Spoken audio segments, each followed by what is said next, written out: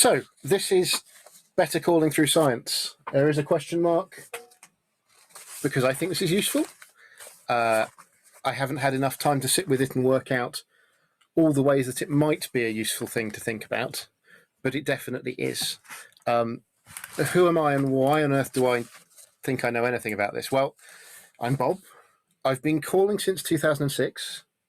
I started with Sheffield Cayley Sock, who are lovely, lovely people, and very quickly pounced on me in my first year and said, "Do you want to call?" And I didn't say no quickly enough, and was very flattered that they wanted me to. In 2016, I finished my teacher training and started working as an actual teacher. In 2019, I discovered Teacher Twitter, which is full of teaching nerds who I hadn't come across before. And in 2020, we handily had a lockdown, which gave me a lot of time to read books between scrabbling about to work out how to do distance teaching,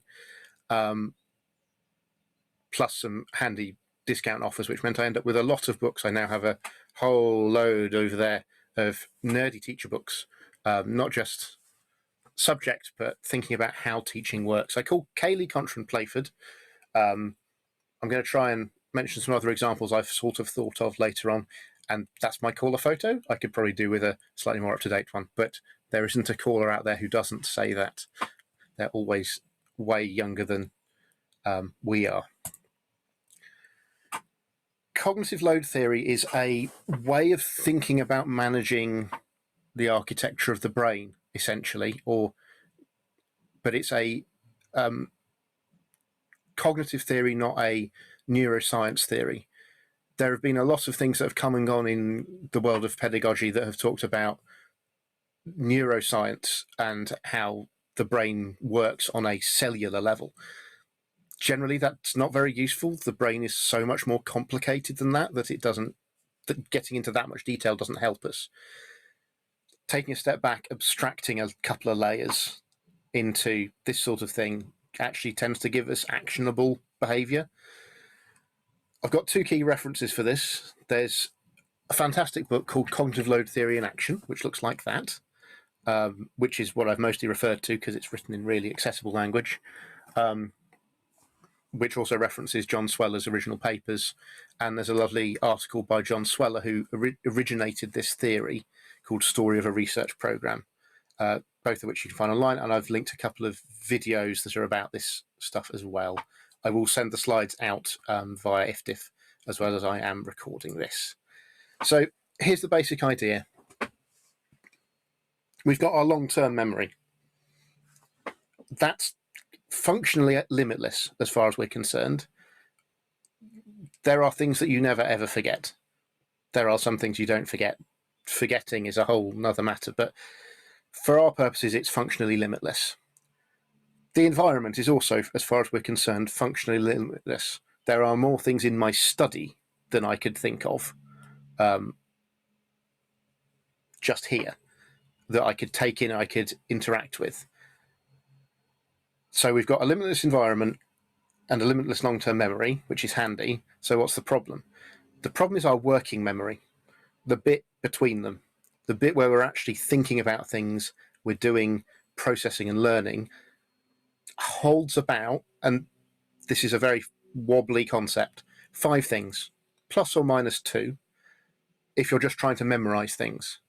So phone number, you have to actively think about remembering because it's just that little bit too long. If you're doing extra things, that number comes down. 2 or 3 things that you can actively hold in your memory whilst you're trying to do something else. We are rubbish at multitasking, by the way, but that's a whole other thing. So we've got to work out a way that we can manage the working memory of the people that we are teaching. And for the context of this, I'm considering that a caller on a stage, a workshop leader, they're both teaching. The degree to which we're teaching when we're stood on a stage in the evening Cayley versus stood in front of 20 people in a workshop space is different, but we are still trying to get them to learn something whether that's more immediate or more long term. So here's a challenge for you. Here are some words. You're not allowed to write them down. You have 2 minutes to memorize as many as you can. Go.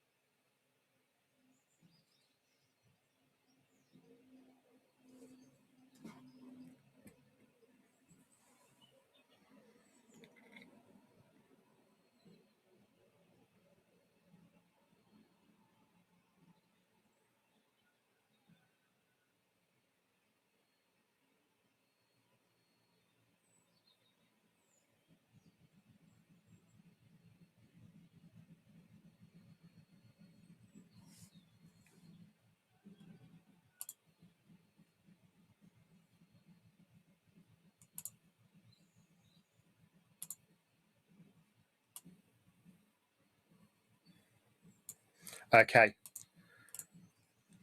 If you can write them down, you can. Otherwise, just try and think how many you can remember.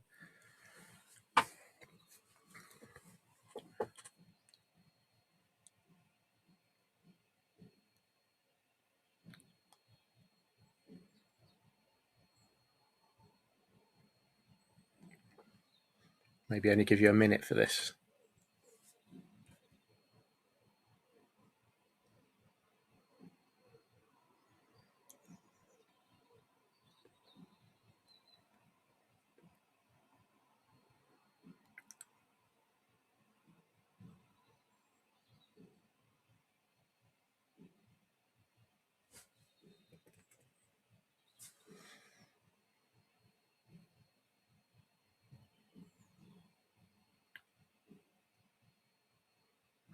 Okay.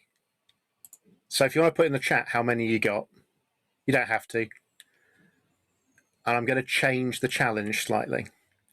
So here's a new set of words. See how many of these you can memorize.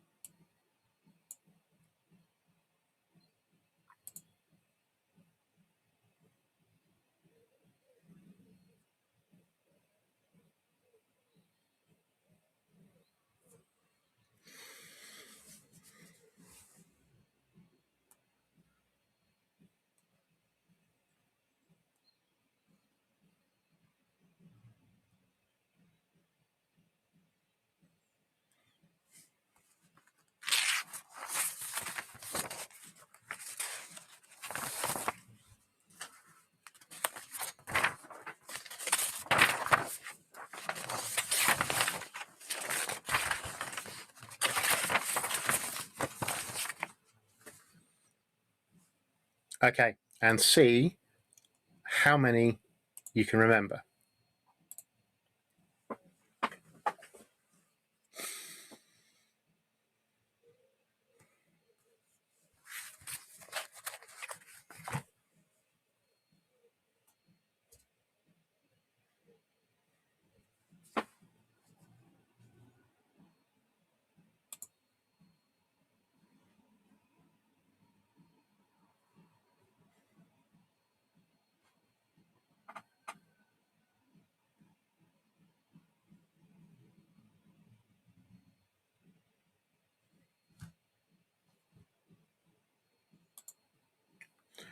Okay, and that's slightly early because I was trying to do something else.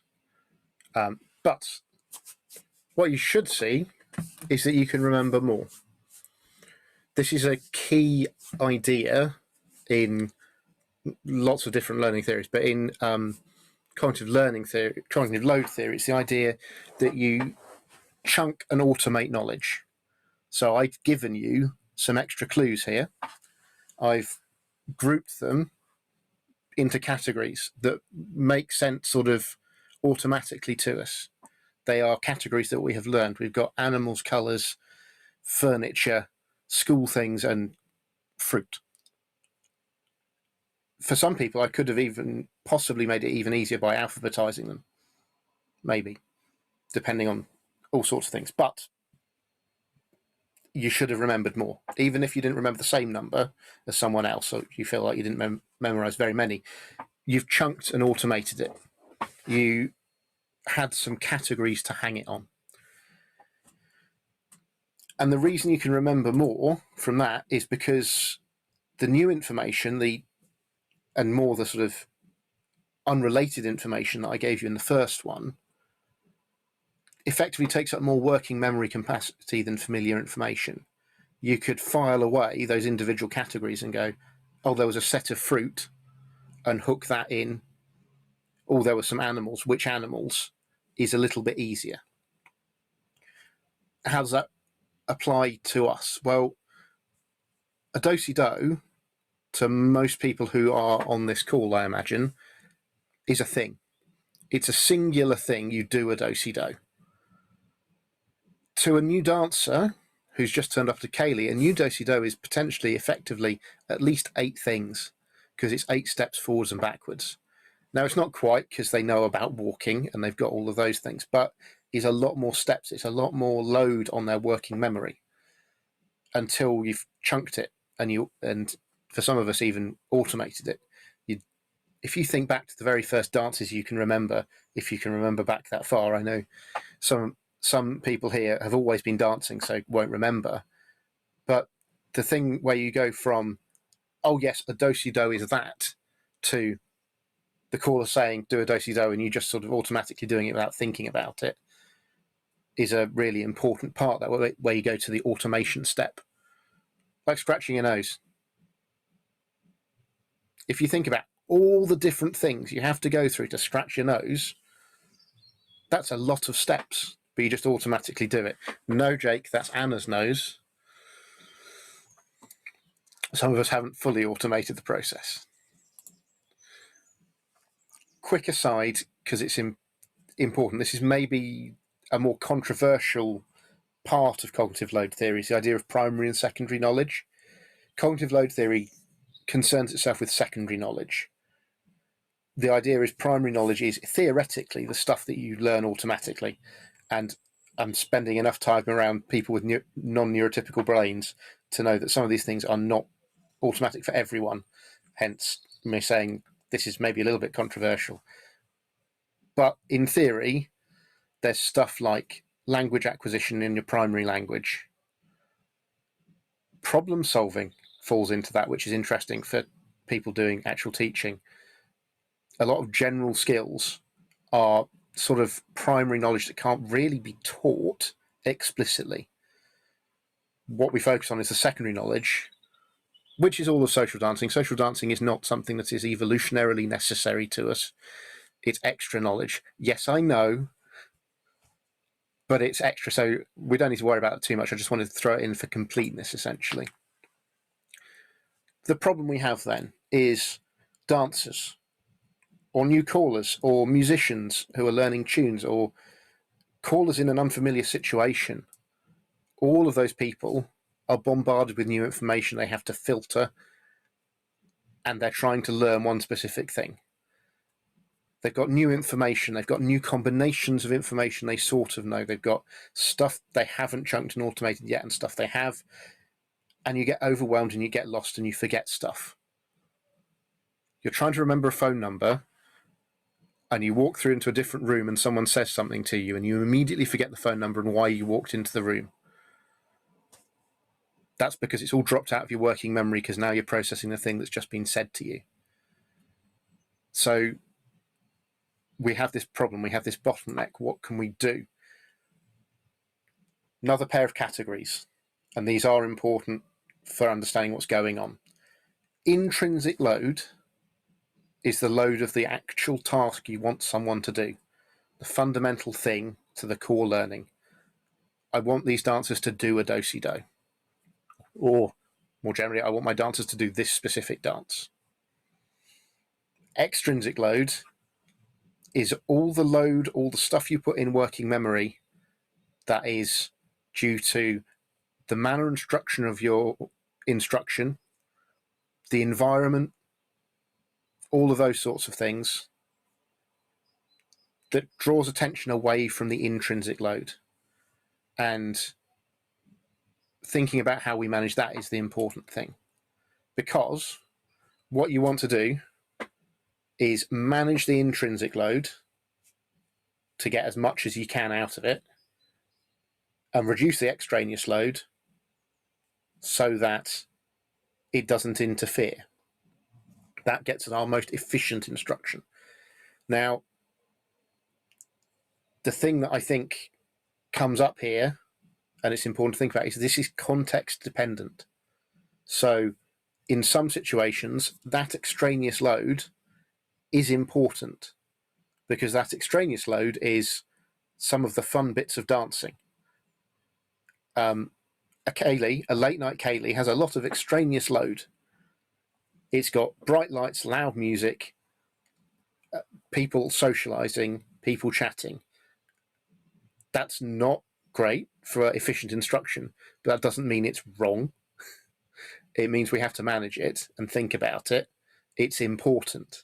So we're in a slightly different situation to being in a classroom where most of the time I'm just trying to squidge down as much of that extraneous load as possible. But there is still some stuff because we've all been in classrooms and lectures which have been deathly boring. There is a balance here. So the other thing is domains. This is domain specific, all of this. Everything we learn is actually domain specific. You can't teach problem solving as a whole thing. What experts do is they use knowledge. The classic example is chess masters. If you study chess masters, and people have because they know a lot of stuff, they don't necessarily, the classic way of thinking of it is they think many moves ahead. It's not really quite like that. They know a lot of positions and they have access to that from their long-term memory, and they know the optimum moves out of those positions. So they have a lot more knowledge. Experts can bring a lot more knowledge to bear on a situation, and a lot of that knowledge can then overlap. So we all know people who play multiple musical instruments.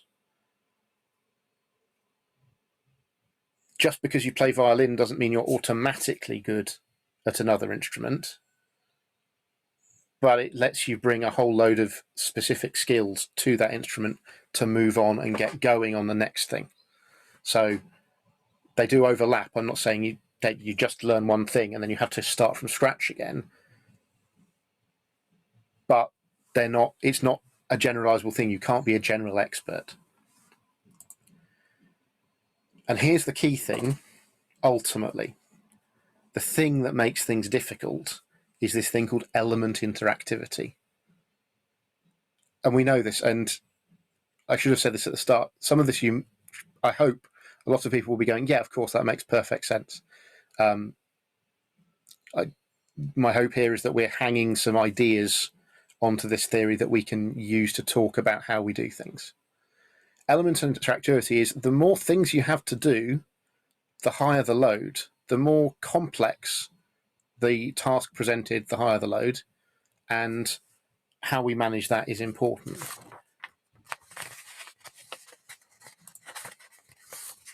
For instance, here's my thought for an example. Low element interactivity. Form a big circle around the room, you don't need a partner. Small number of instructions, one thing to do.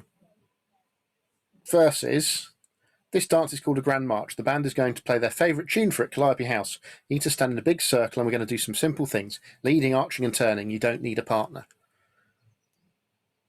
There's so much more going on there, a lot of it explicitly extraneous to the dancers, that you're overloading them already with just the first instruction. If I'm doing a Grand March, I'm probably doing this for a ceilidh. It's a very simple dance. It's probably the first dance of the evening. They don't need to know what the tune is called. They don't need all of that. So I've added so many elements for them to sift through before they get to the important information. So we need to keep our element interactivity low if we can. Here's another example. It's very tempting. Here's a cartoon of Homer Simpson. If you've read my slide, then you can see that he's utterly superfluous. There's no point in him. I've added elements there that you don't need. So you've got to think about what's important. And a lot of the time, all we can do is reduce the extrinsic load. There are a few things that we can do for intrinsic load, though. Three main things. And now we are getting into a bit more practical things we can do. What can we do for intrinsic load? This is the load that's associated with actually doing the task. Well, cut an element.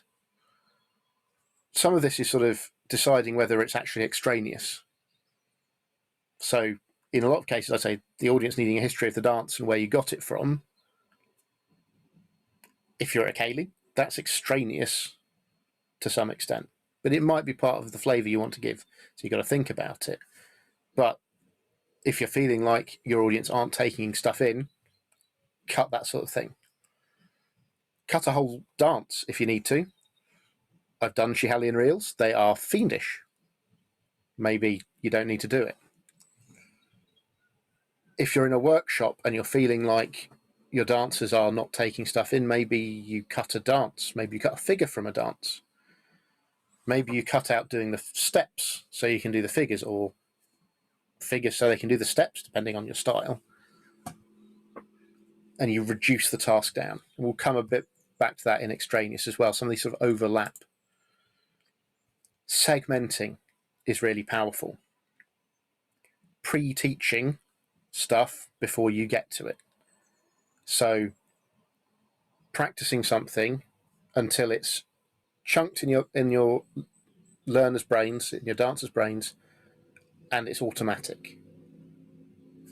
Classic of this, when I did rapper, we had a section at the beginning of each session where we did stepping. We chunked that out, we segmented it apart. So you practice that to automaticity until you move on to something else. My example of this is the beginners workshops I've started teaching. When I get to do them, I tend not to teach dances. I look on it as a pre-teaching session for the evening dances, and I teach figures. So the new dancers have a set of figures they can drop in. That also helps with being clear on the chunks they need.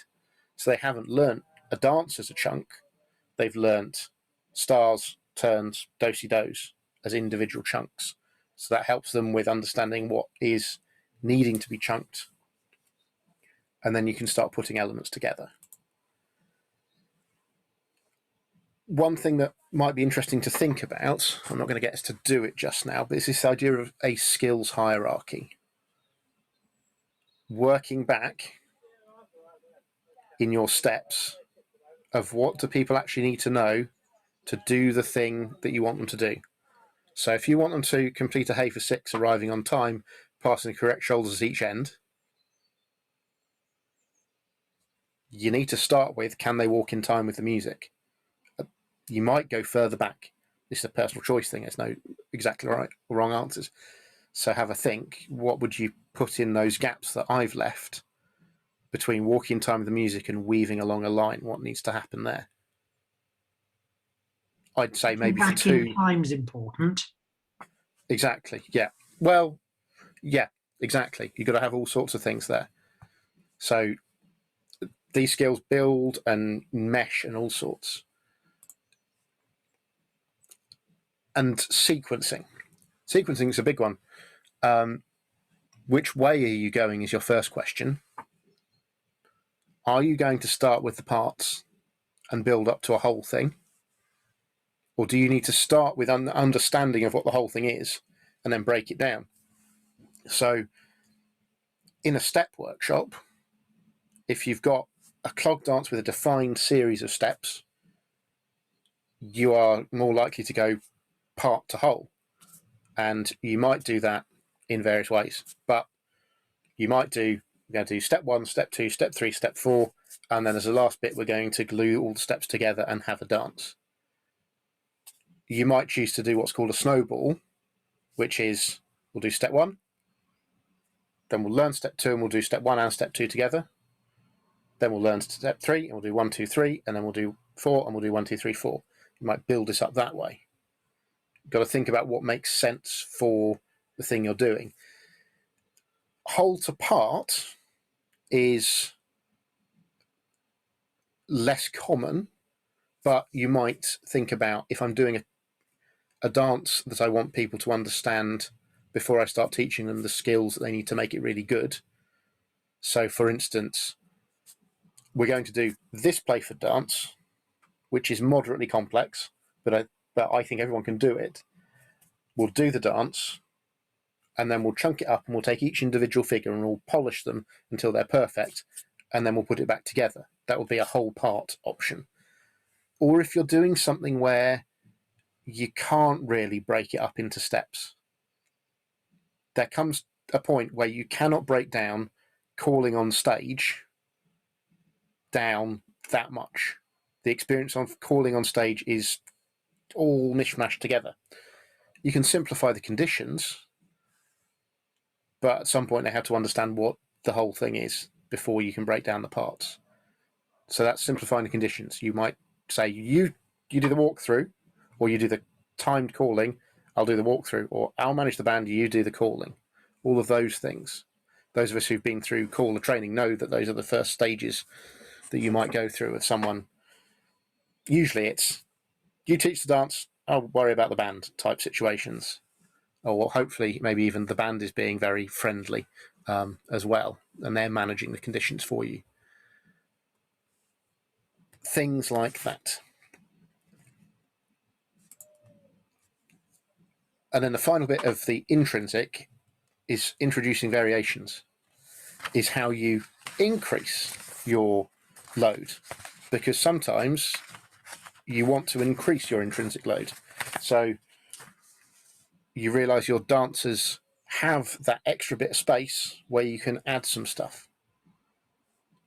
And that how that looks is going to be different in different workshops and dances, but maybe you do add some of that variation and some twiddles to the dancing, or maybe you look at changing the rhythm that you're using, or alternate contrasting steps. I think that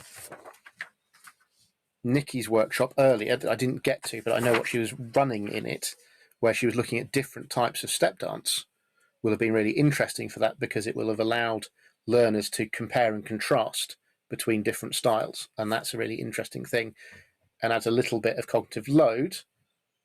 But as ever, you've got to be careful not to overload. And the fun thing is that different people have different points of overload. So managing that itself is tricky. And the other thing to remember is that experts need different levels of support to experts. So worked examples often work best for beginners. But, and this is more of an academic teaching thing rather than dancing, I haven't really thought of an analog here. Problem-solving problems in the domain are more interesting and better for learning for experts. So you have to change according to what you were. And I've really got this in here for one thing, which is we don't label our workshops well enough. It doesn't help anyone to not be clear about what level we're planning for. We have beginner and everyone else. And I don't think that helps, because there are different things that different people need, and a little bit more variety, a bit more clarity in that variety would be very useful. Okay, reducing extraneous load, which is the key, really, a lot of the time. Honing our presentation. My slides today are the same slides I use for most of my school lessons, to be honest. I have my one bit of funness. I have some little triangles at the top, which are call back to the school logo. They use the same font throughout. They're black and white. If I needed to, I might make them a pastel color if a student requested that. They're very similar, and they're very similar layout. That's deliberate to keep everything as simple as possible. But redundancy isn't just about that. Redundancy occurs when you have the same information presented at the same time in two ways at the same time. So the fact I'm reading out the slide exactly as it's written is not just bad presentation practice, it's also bad for your learning. Redundancy is when you have two things happening at the same time, and it never helps. A key idea that goes along with this is the idea that you have two basic processing channels. You have what's essentially a spatial visual processing channel, pictures and things like that, and you have verbal words.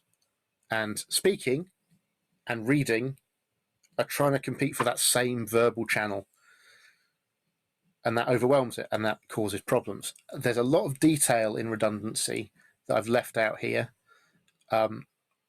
using diagrams and things, because we don't tend to use diagrams. But there's a lot of thinking going on at the moment about how you label a diagram and which things you actually need on there. There's been a certain amount of talk about, or you could present the dance notes on a Zoom call alongside teaching them. And some people think that would be a really good idea. I think, based on cognitive load theory, you'd have to be quite careful about how you did it, because you're presenting exactly the same information as you would be saying. So it might be a bit of a problem. However, visual and spatial together can be quite powerful. In terms of teaching, we talk about dual coding and dual modalities in terms of using mind maps and diagrams and things. In terms of dance teaching, I think we should be thinking about how we use demos carefully, and that sort of thing can be more powerful. We know that. We instinctively know that a demo is powerful, but how we use the words going along with the demo, I think, is important. I like this concept of bulletproof definitions. It can be difficult, and we talk a lot about this as callers, of can you come up with a perfect bulletproof definition? The answer, I think, is probably no. But being able to articulate the bulletproof definition is really important, especially for a workshop. You want a sentence that describes exactly what you're trying to teach. Personal view, if you can't distill your workshop down into one sentence, it's probably more than one workshop, or you haven't thought quite hard enough about it. If you can't do it before your workshop, you definitely have a problem, even if you couldn't do it when you submitted your idea to IVFDF for the workshop. because you need that clarity in your own head before you can pass on the information to anyone else. But also being able to articulate it to your learners means that they have a simple idea of what they are aiming to do. And hopefully they go away going, oh yeah, that's what I learned. Split attention. This is an interesting one. This is a big deal in teaching in terms of producing diagrams and teaching information. The idea that you keep information close together in space and time is really important. So my thought about this is, think about when you're saying things compared to where the dancers are doing stuff and where they're directing their attention. So I think that you have to be very careful as a caller about calling the dancer's attention to you versus their partner or whoever they're dancing with, being very clear about where they should be directing their attention. I think that's quite tricky. But also, in terms of time, we all know that we want to keep our calls close together with our figures, and that comes down to one of my personal bugbears of the verbal sketch of the dance just before you do the dance but after you've done the walkthrough, which I find then just displaces everything I did know about the dance, because I've just had all the words for the dance all in one lump and it's not connected to anything. That tends to be, I think, the caller going, have I called all of the dance? Have I told everyone everything? But I don't think it helps anyone. You're splitting people's attention temporarily there. So that's one thing. And then for demos, I was saying I think demos are important in the way we use words. Narrating a demo as it's happening is going to use verbal and spatial, visual spatial channels. So that is going to be more helpful than saying what someone's going to do and then watching them do it. If you keep those two things together in time, that's going to be more useful. Unless it's something really complicated, in which case maybe you do need to split it a little bit. But a lot of the time, I think keeping those things together is going to be more useful. And then the big one that I'm not sure I know how to solve. Transient information. I'm not really saying I know how to solve the other ones either, to be honest, but this one is really a problem. Transient information is one of the biggest additions to load that we can do. When I'm talking about teaching, I would say, well, you can have extra clear, definite, useful information on the side of your slides or as a separate handout that students could refer to, or make sure you give them references to the textbook that they can use for support. So what I've said doesn't just disappear. I am not going to start taking a PowerPoint and projector along with me to Kaylee's. That's just not going to fly, even if I am doing Whitby and they have them already in situ. And I know Rodri has some good ideas for that, but that's quite a specialist situation. The information we give appears and then it disappears. So I think we have to be even more aware of what we're doing. Reiterating instructions, keeping that calling going. We all know, all of us who've been dancing on Zoom, and those of us who've been calling on Zoom especially know, you have to call for longer, probably all the way through the dance at the moment, because the transient information effect is even bigger at the moment, because we don't have the crutch of being able to see other people dancing at the same time as us. So the information is almost more transient because we don't have that visual cue. Some things to think about. If you're doing an actual workshop, maybe you do want a flip chart, you can get portable cardboardy flip charts or things like that. Jen and I have used those in various workshops for various things. If that makes sense for your workshop, depending on what your workshop is, you might want to consider giving out notes, depending on what the thing is. But you need to control the use of that, because if your audience starts reading the notes whilst you're doing the calling, then you've got redundancy and they're not paying attention properly anymore. So when do you give out the notes? And again, segment it down, maybe even more than you thought you were going to. takeaways, as far as I'm concerned, keep it simple. Always keep it simple. What keeping it simple means depends on what you're doing. But I think always think, can I simplify this further? Segment and sequence it carefully. Go slower to go faster. Break down stuff more earlier on, and then you can take things further later. Sometimes we feel like we don't have that time in a workshop. There's always time pressure, but I think inevitably, if you take a bit more time at the beginning to break down the key small segments that you're going to use, you're going to be able to go faster later on, and you'll fit more information in. Reduce extraneous load appropriately. Context is key. I'm not going to start saying we should be doing all of our Kayleys in well-lit sports halls with single fiddles, providing the music so everything is nice and clear. But there are some things that you might want to think about in terms of what information you're presenting to any given audience as to whether it's appropriate, without dropping information that is important for context, for clarity, and for tradition. We need to label our workshops clearly. We need to be clear on, for ourselves, what we're teaching, whether that's I am doing these specific dances, and you don't have to advertise those specific dances, but you should know and why you're teaching them, or I'm going for these skills, and we should try and be as clear as we can about that. And this is a personal thing. I think we need to develop our general training at all levels. We have a tendency in the folk world to go, oh, callers are good at workshops. Callers are good at calling. We're not necessarily good at workshops. Workshops are a very different skill, and we don't do training in them. And we really should, because it is a very different skill, and without it, we are just going to keep ending up with people doing little dances, which is a fine thing to do, but should be labelled as such, in my personal opinion. So yeah, those are my ideas.